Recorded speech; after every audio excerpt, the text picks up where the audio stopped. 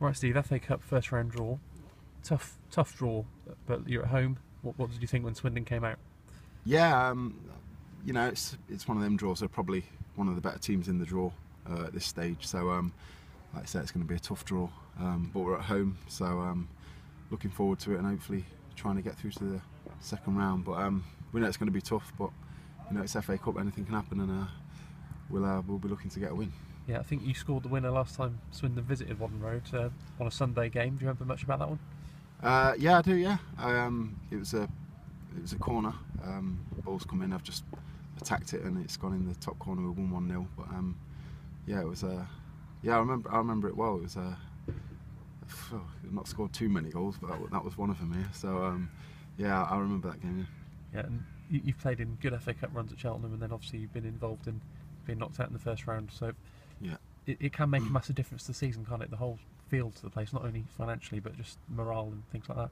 Yeah, of course. I mean, you always want as a lower league club, you want to try and as much as you can try and get to that third round for that glamour tie, so to speak. So it's a tough draw for us, but it is a tough draw for us. But that's our aim. That was one of our goals set at the start of the season, to try and get to the third round and further if possible. So that's what we're still looking to do. It's a cup tie, and looking forward to it.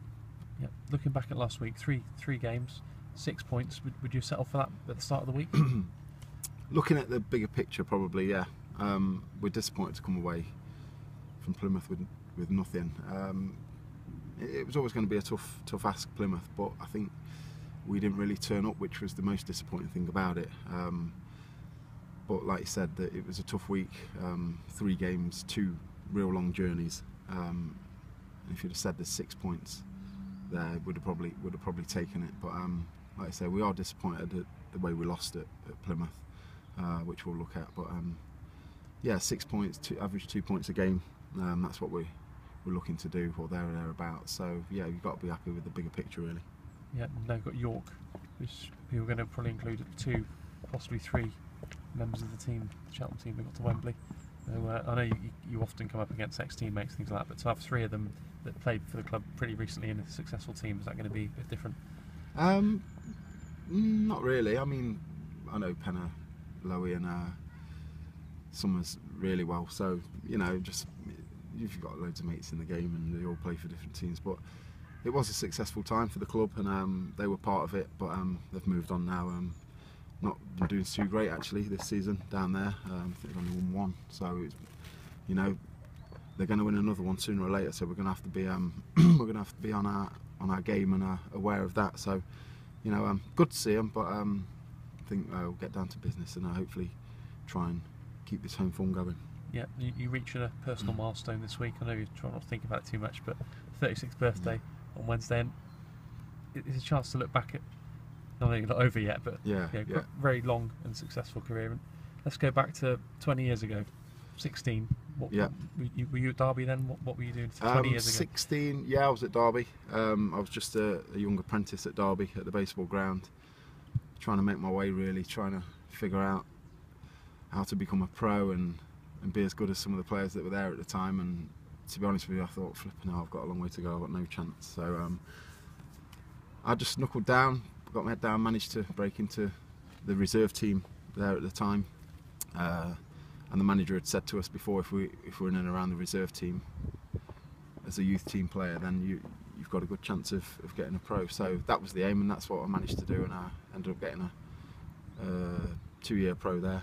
And it went from there, really, and I thoroughly enjoyed my time. Yeah, it was Jim Smith that was manager when he signed pro, wasn't it? I mean, how good was that to sign pro for a club like Derby, but also being from Derby and then going on to play in the Premier League for them? How special was that? Yeah, it was fantastic. Well, it was like any kid growing up, it's an absolute dream come true, and not only for myself but my dad, who supported me, and my family. It was fantastic. It was a lot of hard work. It was a lot of sacrifice, especially living at home when all your friends are going out and sort of growing up, really, and finding their way in life, and you're making sacrifices to become a top professional. So yeah, it was difficult, but it was absolutely a dream of mine that I wanted to achieve, and luckily I did it for a few years, and something I look back back on still now, and I'm very fond of it and very proud of what I achieved there. Yeah, we've spoken in the past about some of the players you faced in those days and the grounds you played at. When you look back on the Derby days, does anything stand out? Any particular game or opponent that you faced? The game that stands out in my mind and a lot of people's minds is the 2-1 win at Anfield. We went there against a real good Liverpool team, and we managed to get a 2-1 win.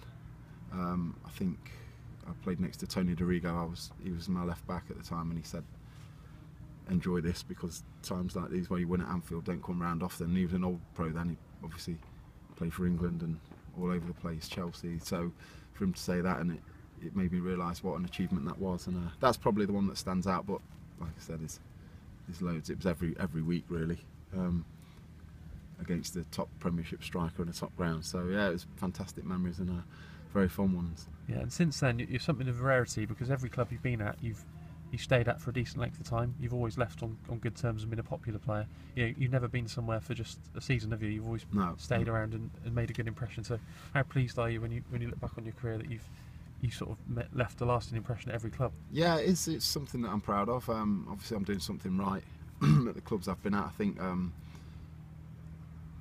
was at Derby 9 years, Rovers 6 years, then this is my 5th season here. So I've been Blackpool on loan in between that, but that was to get fit really. Yeah, it just shows that you're doing something right and people like what you're doing and like you around the place. So I think the Rovers situation was they were in League One and maybe thought I was getting on a little bit.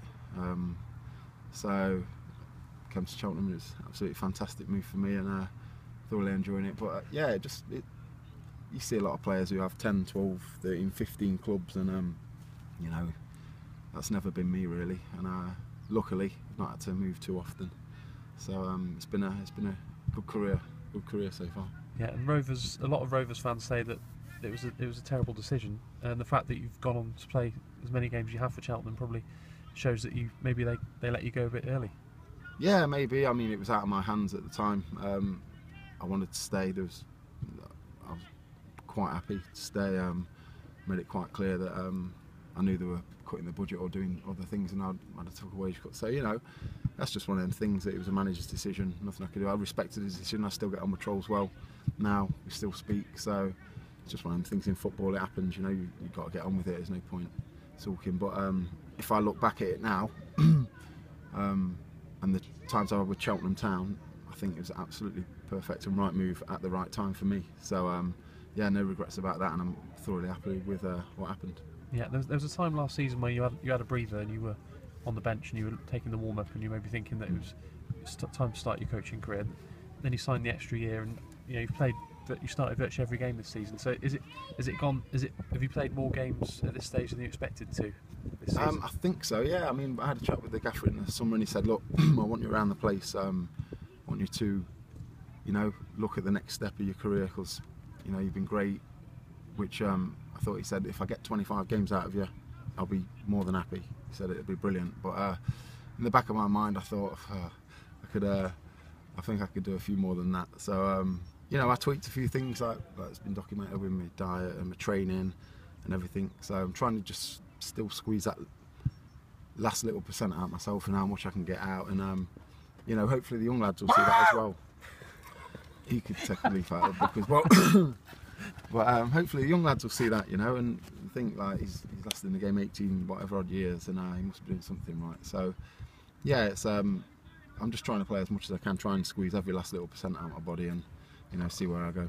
Yeah, the manager was asked about you playing 3 games in a week last week. He said that you're in the best shape you've been since you've been at Cheltenham, and would you agree with that? You feel fitter than you've been? Yeah, I felt fine. I mean, the 2 long journeys, if I'm honest, brutally honest, Plymouth away, I was trying to get through the game really, but that's just me being honest with myself. I've got to be honest with myself, otherwise who's going to be, so yeah, it was a tough week, I'm not going to lie, but I'll recover this week, and it's a free week, there's no midweek game, so I'll have plenty of time to recover, refuel, and get my work in, and be ready for York on Saturday. Yeah, happy birthday, Steve. Thanks a lot.